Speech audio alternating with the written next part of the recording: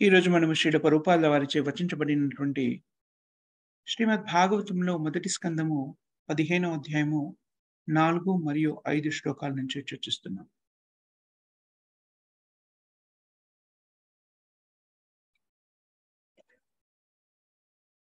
భగవంతుడైన శ్రీకృష్ణుడు 4వ అధ్యాయం దివ్య జ్ఞానము 5వ శ్లోకం శ్రీమద్ భగవద్గీతలో చెప్పబడింది. బహూని మే వ్యతీతాని జన్మాని తవ చార్జున తన్యేహం వేద సర్వాణి నత్తం వేత్త పరంతప. ఓ అర్జున, నీవు నేను ఇద్దరం కూడాను అనేక సార్లు జన్మలెత్తాము, ఆవిర్భవించాము. కానీ నేను అన్నింటినీ గుర్తుపెట్టుకుంటాను, కానీ నువ్వు వాటిని గుర్తుపెట్టుకోలేవు. బ్రహ్మ సంహితలో కూడాను దీనికి సంబంధించిన వివరణ ఇవ్వబడుతుంది. అద్వైతమచ్యుతమనాదిమనంత రూపం ఆద్యం పురాణ పురుషం నవయవ్వనం చ వేదేషు దుర్లభమదుర్లభమాత్మభక్తౌ గోవిందమాది పురుషం తమహం భజామి. అద్వైతమచ్యుతమనాదిమనంత రూపం, శ్రీకృష్ణుని యొక్క స్థితిగతుల గురించి వివరిస్తూ బ్రహ్మదేవుడు పలికిన వాక్కులవి. భగవంతుని యొక్క స్థితి శాశ్వతమైనటువంటిది. ఆధ్యాత్మికుడు భౌతిక జగత్తులో ఆవిర్భవించినప్పుడు కూడాను తన ఉనికిలో మార్పు అనేటువంటిది ఏమీ ఉంది. భగవంతుని యొక్క దేహం కానివ్వండి, భగవంతుడు కానివ్వండి, రెండు కూడా ఆధ్యాత్మికమైనవి అని మనం అనేక పర్యాలు చెప్పుకున్నాం. భగవంతుడు స్వయంగా అవతరిస్తారు, కొన్నిసార్లు తన విస్తార రూపంలో ప్రకటితమవుతారు. రామాదిమూర్తిషు కళా నియమాని తిష్టం నానావతారమకరోదు భువనాని కింతు కృష్ణ స్వయం సంభవాత్ పరమాత్మన్యో గోవిందమాది పురుషం తమహం భజామి.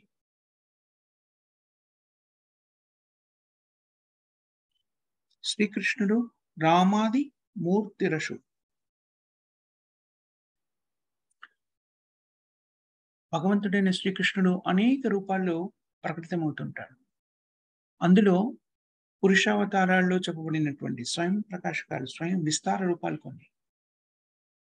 రామాదిమూర్తిషు కళా నియమేని తిష్టం నానావతారం అకరోతు భువనేషు కింత.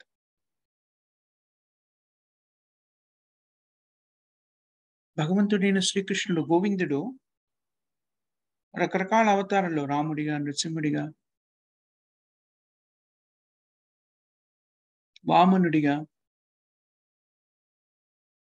స్వయంగా శ్రీకృష్ణుడిగా స్వయం అవతారం అనేక పర్యాలు భౌతిక జగత్తులో ఆవిర్భవిస్తూ ఉంటారు. అలా ఆవిర్భవించినప్పుడు భగవంతుడైన శ్రీకృష్ణుడు ఒకరిగానే రారు.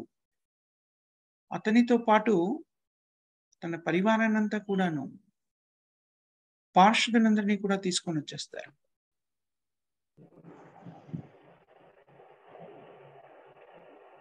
అలా వచ్చిన వాళ్ళంతా కూడాను మళ్ళీ ప్రకటితమైనప్పుడు ఆ విషయాలేవి గుర్తుపెట్టుకోరు. ఆ విషయాన్ని శ్రీకృష్ణుడు తెలియజేస్తున్నారు.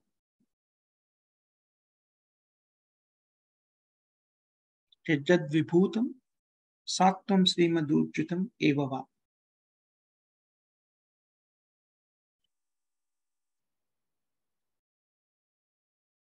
అనేక పర్యాయాలు భగవంతుడైన శ్రీకృష్ణుడి భౌతిక ప్రపంచంలో ఆవిర్భవించడం గురించి మనం నేర్చుకుంటాం.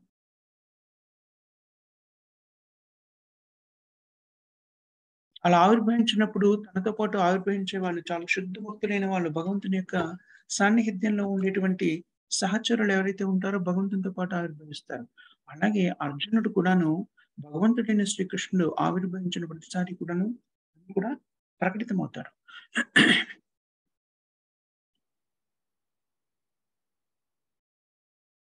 నరనారాయణుల రూపంలో కూడాను నారాయణుడిగా భగవంతుడు ప్రకటితమైతే, నరుడిగా అర్జునుడు ప్రకటితమైనట్టుగా మనకు చెప్పబడింది. శుద్ధ భక్తులైనటువంటి వ్యక్తులు భగవంతునితోని ఏర్పరచుకున్న సంబంధము శాశ్వతమైనటువంటిది. ఏ క్షణం కూడాను వాళ్ళు ఆ స్థితిని కోల్పోరు. అలాంటి ఉన్నతమైన రసానుభూతుల్లో నెలకొన్నటువంటి వ్యక్తి అర్జునుడు. సాఖ్యరసము, స్నేహబంధము. భగవంతునితో మనము ఏర్పరచుకోగలిగేటువంటి సంబంధాల గురించి మనకి శ్రీమద్ భాగవతంలో, భక్తి రసామృత సింధులో కూడా తెలియజెప్పబడింది. శ్రీల ప్రభుపాదుల వారు వాటిని మనకి చక్కగా కృష్ణ చైతన్యాన్ని ప్రవచిస్తూ, దానికి సంబంధించిన విధి విధానాల్ని తెలియజేస్తూ మనకి ప్రభుపాదుల వారు చక్కగా వివరించి చెప్తారు. భగవంతునితో ఏ రకాలు సంబంధాలు ఏర్పరచుకోగలము? దాస్య, వాత్సల్య, సాఖ్య, మాధుర్య. ఈ సంబంధాలన్నీ కూడాను శ్రీకృష్ణుడితో సాధ్యమేటి. ముఖ్యంగా సాఖ్య, మాధుర్య ఈ రసాలు ప్రత్యేకంగా శ్రీకృష్ణునితో మాత్రమే ఏర్పరచుకోగలిగేటువంటి రసానుభూతి. అలాంటి రసానుభూతిలో ఉన్నటువంటి వ్యక్తి అర్జునుడు. సాఖ్యరసంలో ఎవరినైనా ఉదహరించాలి అంటే ఉన్నతమైన శ్రేణికి చెందినటువంటి వాళ్ళు సాఖ్యరసము అనేటువంటి మధురానుభూతిలో నియుక్తులైనటువంటి భక్తుల్లో అర్జునుడు ప్రాముఖ్యుడు. అర్జునుడు, శ్రీకృష్ణుడు ఇద్దరు కలిసి చేసినటువంటి అనేక రకమైనటువంటి దివ్యమైన లీలలు ఏవైతే ఉన్నాయో భౌతిక జగత్తులో శ్రీకృష్ణుడు ఆవిర్భవించినప్పుడు అవన్నీ కూడా సంపూర్ణమైనటువంటి పూర్ణత్వాన్ని కలిగి ఉన్నటువంటివి. ఆ పూర్ణత్వంలో సంపూర్ణ సాఖ్యరసాన్ని ప్రకటితం చేశారు భగవంతుడు అర్జునుడి ద్వారా.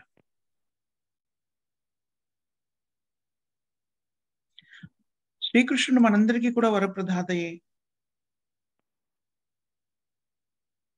పరమాత్మగా మన హృదయంలో ఎప్పుడూ శ్రీకృష్ణుడు స్థితుడై ఉంటారు. చూడండి, పరమాత్మగా శ్రీకృష్ణుడు మనందరికీ కూడాను ఎలాంటి మిత్రుడు అంటే, ఎంత కరుణామయుడు అంటే, మనం రకరకాలైనటువంటి ధూర్త కార్యాలని చేస్తూ ఉంటాము జీవితంలో.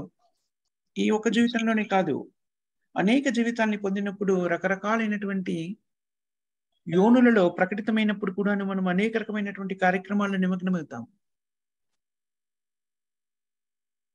మన కల్మషాలన్నీ కూడా భగవంతునికి తెలుసు.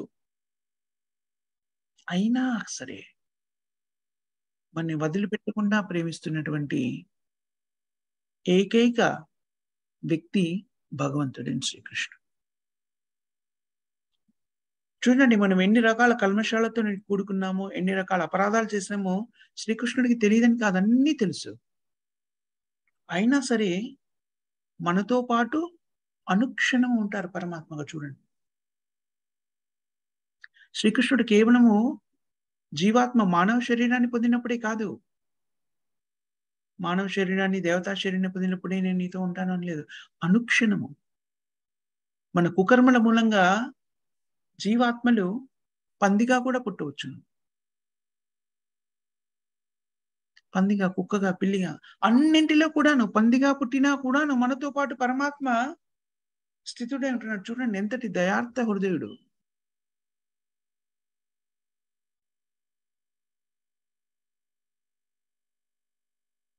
కానీ మనం కూడా భగవంతునితో సంబంధం ఏర్పరచుకోవాలి అనుకున్నప్పుడు ప్రకటితమయ్యేటువంటి సంబంధ బాంధవ్యము ప్రగాఢమైనటువంటిది, ఆధ్యాత్మికమైపోతుంది.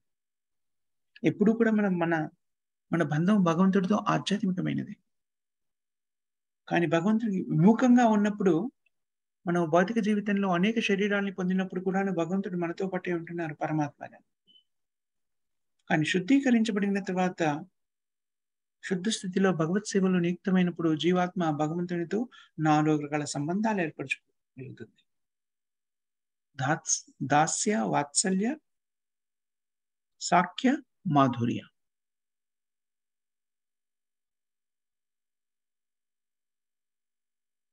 అర్జునుడు సాఖ్యరసంలో భగవంతుడైన శ్రీకృష్ణుడితో అనుబంధాన్ని ఏర్పరచుకున్నారు.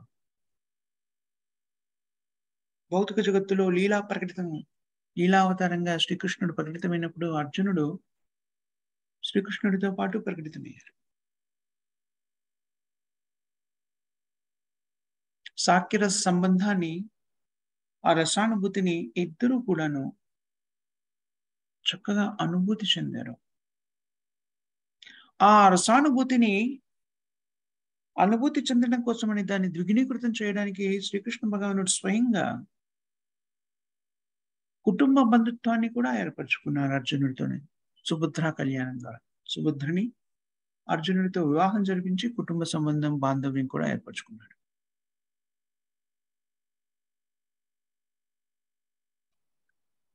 వ్యక్తులకి ఒక ఆలోచన రావచ్చు. భక్తులందరూ ఎప్పుడు భగవత్ సేవలో నియుక్తులై ఉంటారు కదా! ఆనందమయోభ్యాస్యాత్ ఎప్పుడూ ఆనందాన్ని అనుభవిస్తూ, ఆనందకరమైనటువంటి స్థితిలో ఉండేటువంటి భగవంతుడు ఏం చేస్తూ ఉంటారు? చాలా మంది అడుగుతుంటారు కదా ఈ ప్రశ్న. భగవంతుడు ఏం చేస్తూ ఉంటారు? ఆనందమయోభ్యాస్యాత్ అనుక్షణం ఆనందాన్ని అనుభూతి చెందుతుంటారు. ఎలా ఆనందాన్ని అనుభూతి చెందుతుంటారు? నిజానికి భక్తులు భగవంతుని సేవలో ఎలాగైతే ఉంటారో, భగవంతుడు భక్తుల సేవలో నియుక్తులై ఉంటారు. చూడండి, అర్జునుడు అర్జునునికి భగవంతుడు సేవ చేయడం మనం చూస్తున్నాం. రథసారథి.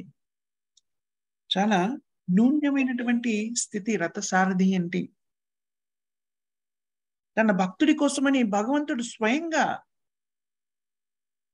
రథసారథిగా అర్జునుడి సేవలో నియుక్తులయ్యారు చూడండి.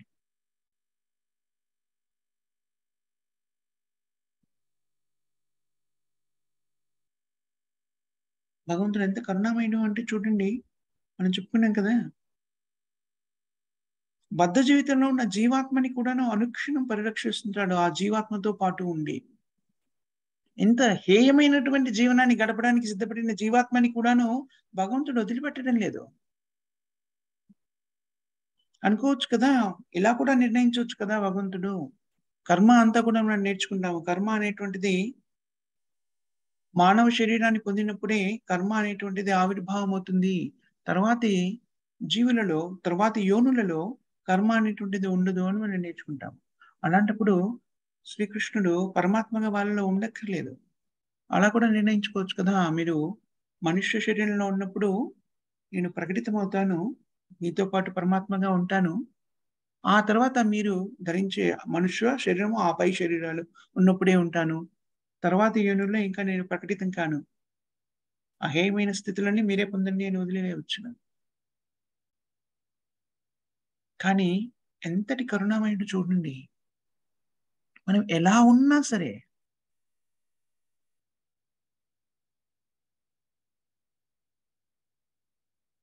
నన్ను ప్రేమిస్తూనే ఉంటాడు భగవంతుడు.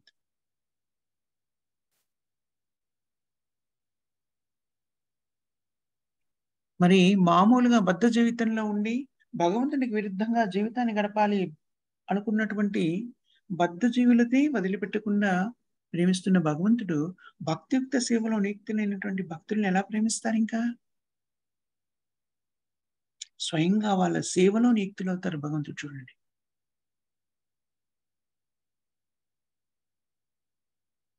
తన భక్తులు ఆనందానుభూతి చెందుతుంటే, ఆ ఆనందాన్ని చూసి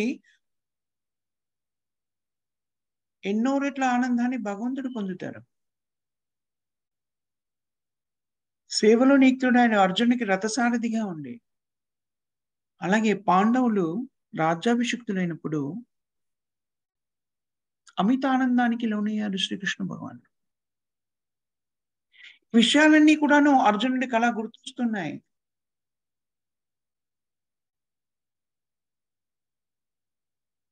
అవన్నీ గుర్తొచ్చినప్పుడు అర్జునుడికి ఆవేదన కలుగుతోంది.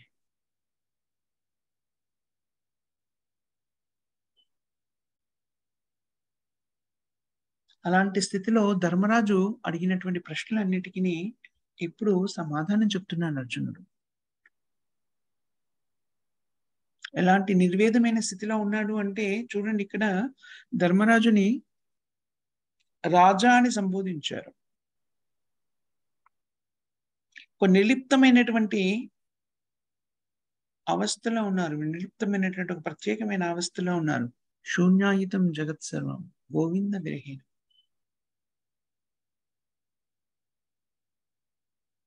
ఓ రాజా, సన్నిహిత మిత్రుని వలె నాయన వర్తించిన దేవాది దేవుడైన శ్రీకృష్ణుడు నన్ను ఒంటరిగా వదిలివేసినాడు.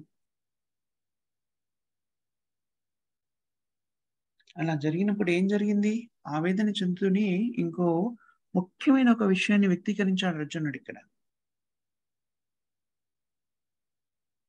అర్జునుడు అత్యంత శక్తివంతుడు. ఇంద్రుడితోని కూడాను ఇంద్రుడితో యుద్ధం చేశారు. అలాగే శివుడితో కూడా యుద్ధం చేశారు. పాశుపతాస్త్రాన్ని పొందుతారు. అత్యంత పరాక్రమవంతుడు. ఎంతటి పరాక్రమం అంటే దేవతలు కూడా విస్మయము చెందేటువంటి గొప్ప పరాక్రమవంతుడు. అత్యంత తేజవంతుడు. అవన్నీ కూడాను అర్జునుడి వైపు నశించిపోయాయి.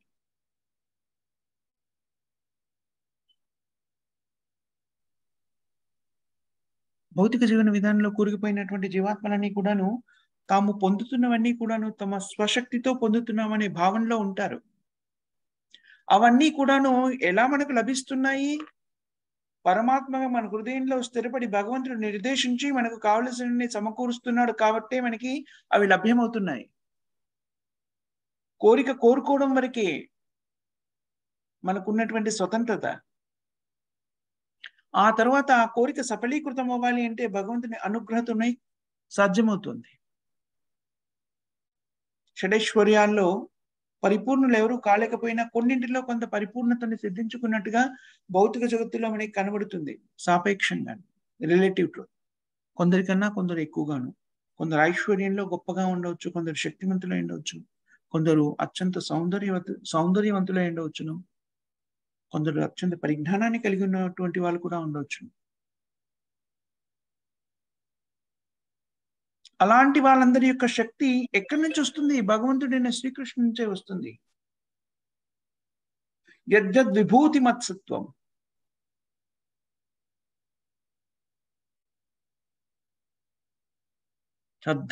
తత్తద్ ఏవా గచ్చత్వం.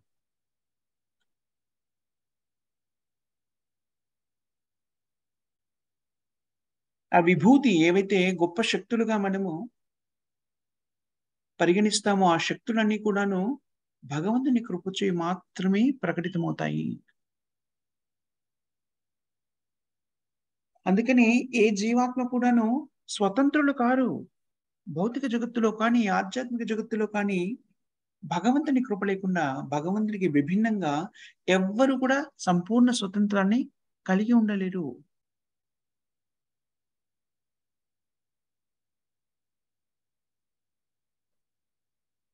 భౌతిక ప్రపంచంలో భగవంతుడు ఆవిర్భవించినప్పుడు తన దివ్యలీలని ప్రదర్శించడానికి తన శక్తులన్నింటినీ కూడాను తన సహచరులకు కూడా ప్రసాదిస్తారు.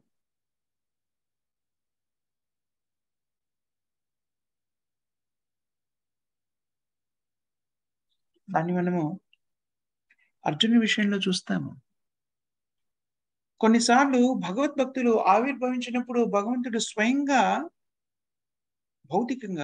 వాళ్ళ ఎదురుగా లేకపోయినా కూడాను కొన్ని కార్యక్రమాలు నిర్వర్తించడానికి తన ప్రత్యేకమైన శక్తిని ప్రసాదిస్తాడు. అలా ప్రసాదించినప్పుడు ఆ వ్యక్తుల్ని మనం ఏమనుకుంటాము? శక్తి ఆవేశ అవతారాలు అని పిలుస్తాం. ఒక ప్రత్యేకమైన కార్యనిర్వహణకై భగవంతుడు ఒక జీవాత్మకి ఒక ప్రత్యేకమైన తన శక్తిని ప్రసాదిస్తాడు. తద్వారా ఆ జీవాత్మ భగవత్ సేవలో కొన్ని ఉత్కృష్టమైన పనులను నిర్వర్తించగలుగుతుంది.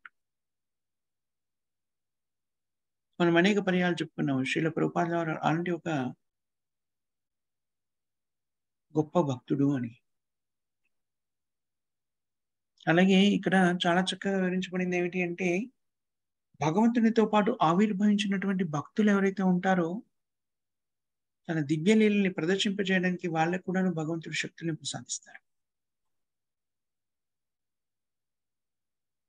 అలా ప్రకటితమైనటువంటి తన సహచరులు భగవంతునితో పాటు ప్రతిసారి కూడాను ప్రకటితమవుతూ ఉంటారు. కానీ విషయాలేవి వాళ్ళకి గుర్తుండవు. కానీ భగవంతుడికి మాత్రం అవన్నీ గుర్తుంటాయి.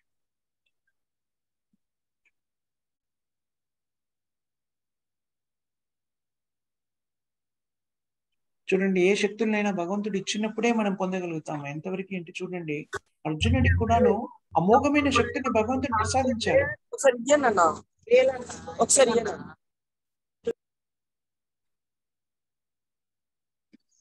ఎంతవరకు ఆ శక్తిని నియుక్తం చేసి ఉంచారు? దివ్యలీలలో ప్రదర్శించడానికి అవసరమైనంత వరకు ఆ శక్తిని అర్జునుడికి అలా అందింపజేశారు.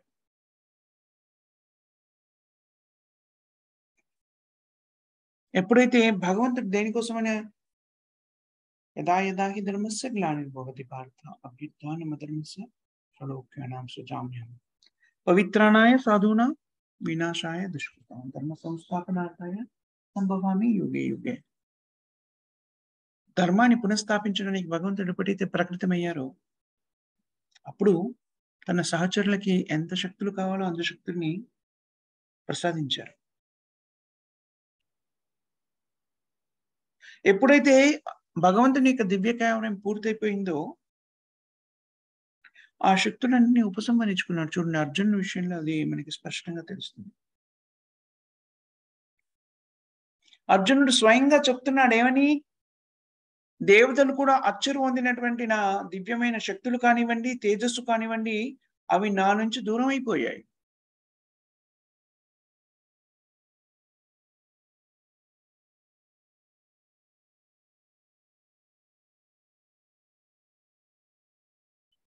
ఎవరైనా అనుకోవచ్చును, భగవంతుడు శుద్ధ భక్తులకి ఆ శక్తి నుంచి మళ్ళీ ఎందుకు వెనక్కి తీసేసుకున్నారు?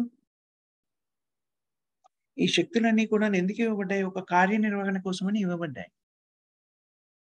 అందుకని ఆ కార్యం నిర్వహించడం పూర్తవగానే ఆ వనరులన్నీ కూడా వెనక్కి తీసుకున్నాడు. ఈ చైతన్యాన్ని మనం పెంపొందించుకోవాలి. మనకి ఏదైనా లభించిందనుకోండి, దాన్ని ఎలా స్వీకరించాలి అంటే భగవంతుని యొక్క ప్రత్యేకమైన కృపగా స్వీకరించాలి. మనకు పరిజ్ఞానం ఏదైనా వచ్చిందనుకోండి, ఆహా! నాకెంత గొప్ప పరిజ్ఞానం ఉంది అని అహంకారాన్ని పెంచుకోవాల్సిన అవసరం లేదు. దాన్ని భక్తియుక్త సేవలో వినియోగించడానికి భగవంతుడు కృపతో మనకు ప్రసాదించాడని మనం అర్థం చేసుకోవాలి. ఇది అర్జునుడి విషయంలోనే కాదు, శ్రీల ప్రభుపాదుల వారి శిష్యుల విషయంలో కూడా మనం చూస్తాం. మనం ఒకసారి చెప్పుకున్నాము. ఈ మధ్య కాలంలో మీకు గుర్తుండే ఉంటుంది. ఒకానొక సందర్భంలో మనం దీని గురించి చర్చించుకున్నాము. ప్రభుపాదుల వారు అనేక రకమైన దేవాలయాల్ని అనేక ప్రదేశాల్లో కృష్ణ మందిరాలను నిర్మిస్తున్నప్పుడు మామూలుగా సామాన్యమైన వ్యక్తులు, ఎలాంటి పరిజ్ఞానం లేని వాళ్ళు కూడాను కృష్ణ మందిరం నిర్మాణంలో పాలుపంచుకున్నారు. వాళ్ళకి పూర్వాశ్రమంలో కట్టడాల్లో ఎలాంటి పరిజ్ఞానం లేకున్నా కూడాను భగవంతుని కృప చేత ప్రభుపాదుల వారి కృప చేత, భగవంతుడి అనుగ్రహం చేత వాళ్ళు ఒక క్వాలిఫైడ్ ఇంజినీర్ ఎలాగైతే డిజైన్ చేస్తారో అంతకన్నా అద్భుతంగా దేవాలయాల్ని నిర్మించగలిగారు. న్యూ బృందావన్ అని అమెరికాలో వెస్ట్ వర్జీనియా రాష్ట్రంలో ఉంటుంది. మౌంట్స్విల్ అనే ప్రాంతంలో శ్రీల ప్రభుపాదుల వారు బృందావనం లాంటి స్థితిని కల్పింపచేయడానికి చాలా పెద్ద మొత్తంలో స్థలాన్ని సేకరించి అక్కడ మందిరాన్ని నిర్మించారు. అప్పుడు భక్తులు చాలా మంది ఎవరైతే శ్రీల ప్రభుపాదుల వారికి సహకరించారో వాళ్ళకి ఇలా మందిరాలు నిర్మించడం కానీ, ఇలా కట్టడాల్లో కానీ ఎలాంటి పరిజ్ఞానం లేదు. కానీ మనం అది చూసామనుకోండి, అక్కడ మందిరాన్ని చూసామనుకోండి, అది ఎవరో పరిజ్ఞానం లేని వ్యక్తి కట్టినట్టుగా కాదు.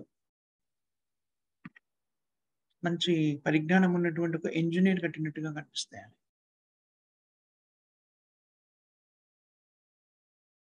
ఇది చాలా మంది భక్తుల్లో మనం గమనిస్తాము. చాలా మంది శ్రీల ప్రభుపాదుల వారి శిష్యులు ఆ విషయాన్ని వ్యక్తీకరించడం జరుగుతుంది. పూర్వాశ్రమంలో కృష్ణ చైతన్యాన్ని స్వీకరించడానికి ముందు వాళ్ళకి లేని పరిజ్ఞానం అంతా కూడాను ఎప్పుడైతే కృష్ణ భక్తిలో వినియోగించాలని ప్రయత్నం చేస్తారో అవన్నీ కూడాను వాళ్ళకి అలవడతాయి. ఎలా వస్తాయో వాళ్ళకి కూడా తెలియకుండా ప్రయత్నం చేస్తూ ఉంటే దాంట్లో పరిజ్ఞానం వస్తూ ఉంటుంది. ఈ పని చేయాలి, శ్రీల ప్రభుపాదుల వారిచే ఆదేశించబడింది అని మొదలెట్టగానే ఎక్కడి నుంచి వాళ్ళకి ఆ పరిజ్ఞానం వచ్చేదో వాళ్ళు కూడా ఆశ్చర్యపోయేలాగా అవన్నీ చేసేవారు. కొన్ని కొన్ని సార్లు అహంకారంతోని ఆ పరిజ్ఞానాన్ని సంతరించుకున్నటువంటి కొంతమంది శిష్యులు, ఓహో! నీకిప్పుడు చక్కని పరిజ్ఞానం వచ్చింది కదా! మళ్ళీ భౌతిక జీవన విధానంలోకి వెళ్ళిపోయి నేను ధన సేకరణ చేస్తాను అనేటువంటి ఇంద్రియతృప్తి భావన కలిగిన వాళ్ళు వెళ్ళిపోతే, వాళ్ళే కొన్ని సంవత్సరాల తర్వాత మళ్ళీ వెనక్కి తిరిగొచ్చేసి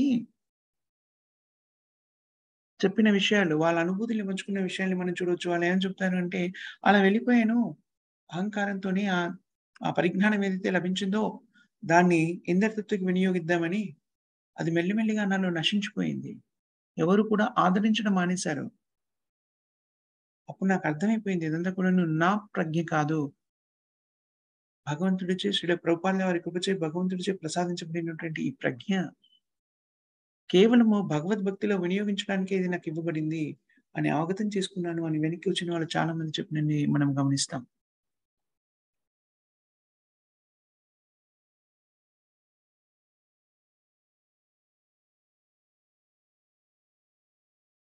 ఆలోచించండి. పరమ భక్తులు, శుద్ధ భక్తుడైన అర్జునుడికే అనేకమైన శక్తిని ప్రసాదించిన భగవంతుడు కార్యనిర్వహణ పూర్తయిన తర్వాత అవసరములైన ఆ శక్తులన్నిటిని కూడాను హరించి వేశారు.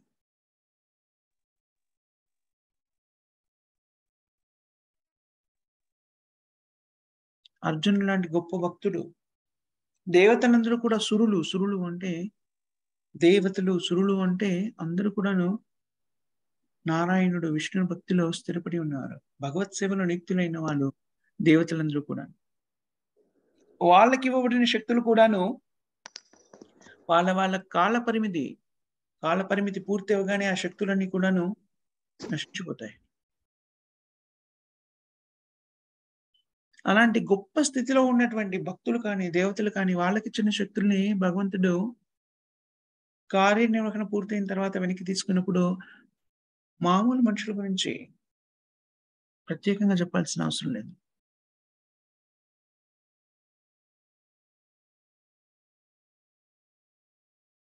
ఈ పరిజ్ఞానాన్ని సంతరించుకున్నప్పుడు మనం ఏం అర్థం చేసుకోవాలి దీని నుంచి?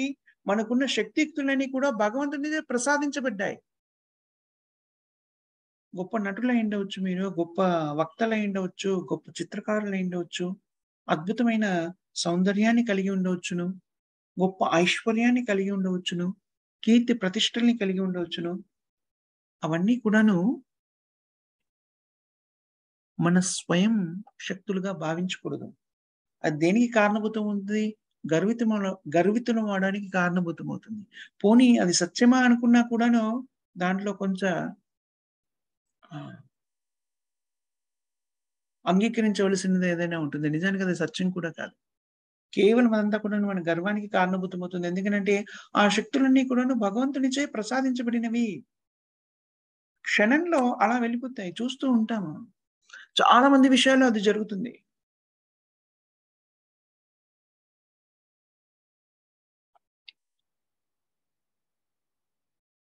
కానీ భక్తియుక్త సేవలో నియుక్తమైన వ్యక్తులకి అవి ప్రసాదించినప్పుడు ఏం చేస్తారు? వాటినన్నింటిని కూడాను భగవత్ ప్రసాదంగా స్వీకరించి భగవంతుని సేవలో వినియోగిస్తారు.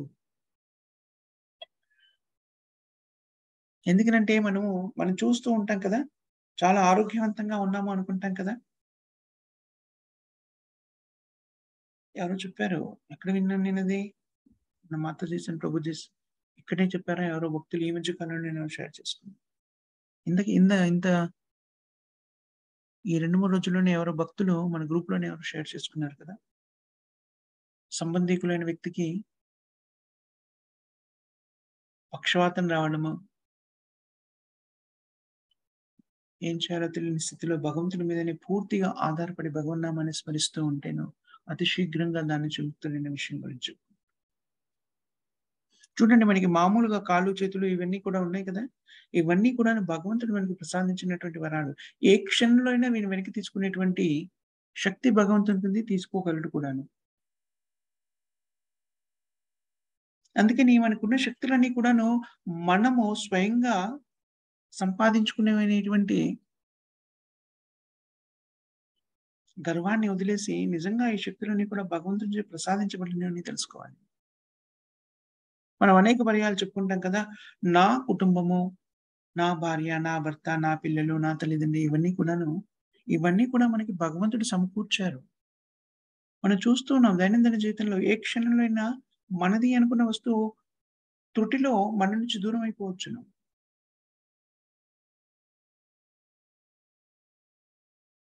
కొన్నిసార్లు మననుంచేసి మనవి అనుకున్న వస్తువుల్ని దూరం చేస్తారు భగవంతుడు. కొన్నిసార్లు ఈ వస్తువులన్నింటికి, బంధాలన్నింటికి కూడాను మనని దూరం చేస్తారు. అప్పుడేం జరుగుతుందది? శరీరం నుంచి ఆత్మను తొలగించేస్తే అది జరుగుతుంది. అందుకని మనకి ఉన్న శక్తులు కానీ, యుక్తులు కానీ అవన్నీ కూడాను భగవత్ ప్రసాదాలు. వాటిని ఈ భగవంతునికి చెందినయే కాబట్టి ఎవరి కోసమని నియుక్తం చేయాలి? భగవత్ సేవలోనే నియుక్తం చేయాలి. మనకివ్వబడినటువంటి ఇంద్రియాలేవైతే ఉన్నాయో అవి కూడాను భగవంతునివే.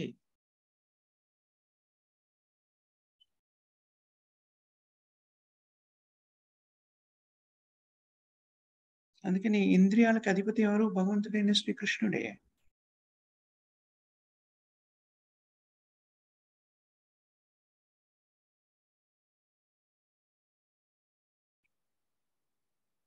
అందుకనే మనకిచ్చిన ఇంద్రియాలన్నీ కూడాను భగవంతుని సేవలో వినియోగించాలి.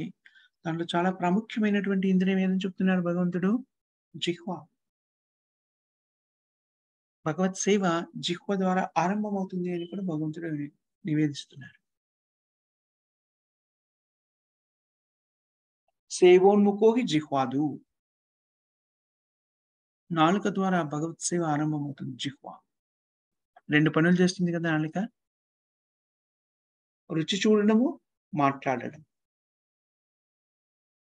రుచి చూసే ప్రక్రియ, ఆహారాన్ని స్వీకరించడం అనే ప్రక్రియ మనం ఏం చేయాలి? భగవంతుని ప్రసాదాన్ని మాత్రమే స్వీకరించినప్పుడు అది భగవత్ సేవలో నియుక్తమైనట్టుగా పరిగణించబడుతుంది భగవంతుడితో.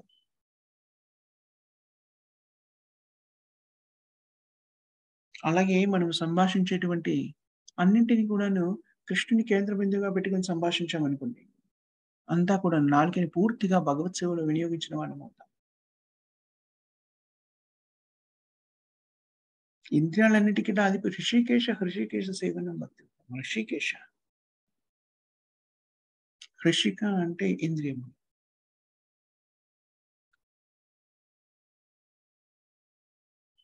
జగత్తులో ఉన్న ఇంద్రియాలన్నిటికి కూడాను అధిపతి అయినవాడు భగవంతుడైన శ్రీకృష్ణుడే. అందుకని ఈ ఇంద్రియాల్ని మన ప్రయత్నంతో నియంత్రించలేము. కానీ వీటిని భగవత్ సేవలో నియుక్తం చేసినప్పుడు ఇంద్రియాలన్నీ కూడాను చక్కగా నియంత్రణలో ఉంటాయి. ఆ ఇంద్రియ నియంత్రణ అనేటువంటిది నాలుక ద్వారా మొదలవుతుంది జిహ్వ ద్వారా. చూడండి, నాలుకని నియంత్రించామనుకోండి, చూడండి నియంత్రణ లేని ఇంద్రియాలన్నీ కూడాను చాలా ముఖ్యమైన ఇంద్రియాలన్నీ కూడాను సరళ రేఖలో ఉన్నాయని శాస్త్రంలో చెప్పబడింది. నాలుక, నోరు, దాని ద్వారా పొట్ట, జననేంద్రియాలు ఇవన్నీ కూడాను నియంత్రించవలసినటువంటి ఇంద్రియాలు. ఎప్పుడైతే నాలుక నియంత్రణ జరుగుతుందో మన పొట్ట నియంత్రణలో ఉంటుంది. తద్వారా జననేంద్రియాలు నియంత్రణలో ఉంటాయి. తద్వారా అన్ని ఇంద్రియాలు నియంత్రణలో ఉంటాయి. సేవోన్ముఖోహ జిహ్వాదు. జిహ్వ నుంచి చేసే 2 సేవల్ని నుంచి మనం మొదలెట్టాలి. మనం ఏం చేస్తున్నాము? ఈ మిగిలినవన్నీ కూడాను తర్వాత ముందు జిహ్వ నుంచి చేసే 2 ముఖ్యమైన సేవలు.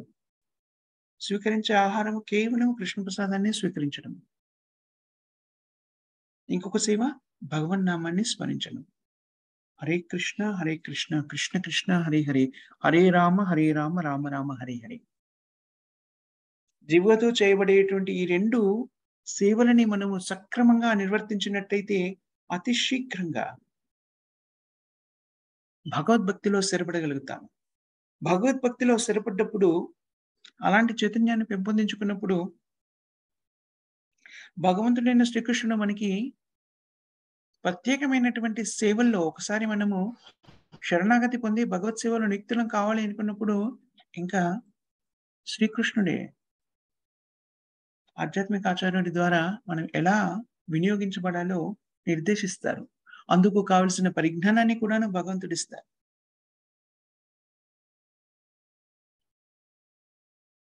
దాన్ని మనం అవగతం చేసుకొని దాని ప్రకారంగా కృష్ణ చైతన్యంలో జీవితాన్ని కొనసాగించినప్పుడు మనం పరిపూర్ణత్వాన్ని సిద్ధించుకుంటాము. అలా శక్తులన్నీ కూడా పొందాలి అనుకుంటే కూడా ఏం చేయాలి? ముఖ్యంగా జిహ్వని భగవత్ సేవలో నియుక్తం చేయాలి. శ్రవణం, కీర్తనం, విష్ణు స్మరణం. జిహ్వతో చేయగలిగిన 2 పనులైనటువంటి కీర్తనం, హరే నామ హరే నామైవ కేవలం హరే హరే కృష్ణ కృష్ణ కృష్ణ హరే హరే హరే రామ రామ రామ హరే హరే. మంత్ర జపం ద్వారా నాలుకని మనము భగవత్ సేవలో వినియోగించినట్టయితే మిగిలిన ఇంద్రియాలన్నీ కూడాను అదుపులో ఉంటాయి. తద్వారా మనం భగవత్ సేవలో ఎంత ఉన్నతమైన స్థితిని చేరుకోవాలనుకున్నా కూడాను, ఎలాంటి సేవ చేయాలనుకున్నా కూడాను దానికి కావాల్సినటువంటి పరిజ్ఞానాన్నంతా కూడాను భగవంతుడు స్వయంగా మనకు అందిస్తారు. ఇది అర్జునుడు పలికినటువంటి 2 శ్లోకాల్లోని ముఖ్యమైన సారాంశం. ఇక్కడ మనం మా పెద్దలు మాతాజీ సింగ్ ప్రభుజీస్ ఎవరికైనా ఏమైనా క్వెషన్స్ గాని, కామెంట్స్ గాని, కరెక్షన్స్ గాని ఉన్నాయా?